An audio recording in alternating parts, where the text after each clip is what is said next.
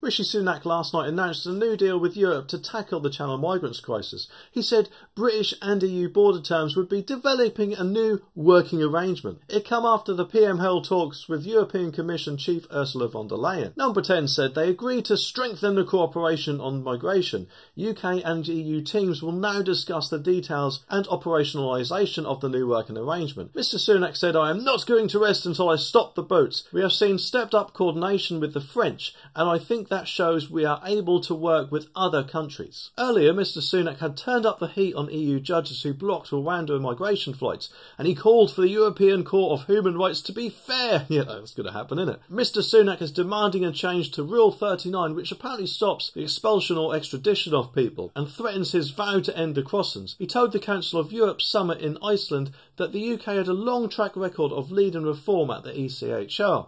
But his call for an overhaul was rebuffed. Iceland's Foreign Affairs Minister Thorndis Gryffindor?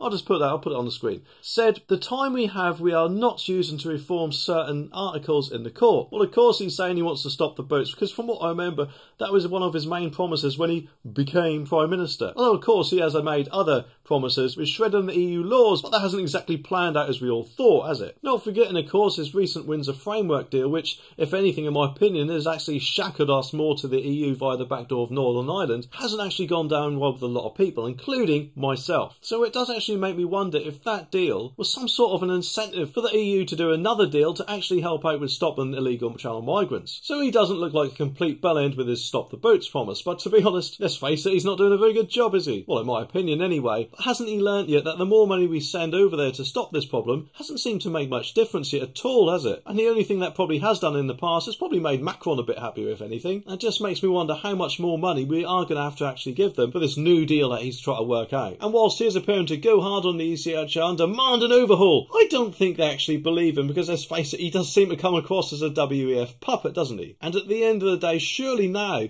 can't he see that the only way we can actually get the changes we need is to leave the ECHR? Now that they're presumably refused to make any such changes, the calls to leave the ECHR are surely going to grow, aren't they? Or maybe, who knows, maybe, just maybe, he might be pooping his pants a bit with the thought of the next year's 2024 election, and maybe at least, wants to keep one of his promises. But in truth, I think there's only one way that the Conservatives can win the election. I know a lot of people disagree with me, but I think that is to bring back Boris, because no matter what you think of Boris, he is actually quite a good election winner, isn't he? Although whilst it does often seem that the government helps us out with one hand, they do tend to take things away with the other and give us a massive load of grief, kind of like in this video with these things, which could actually be a lot worse than speed cameras and can detect a lot more.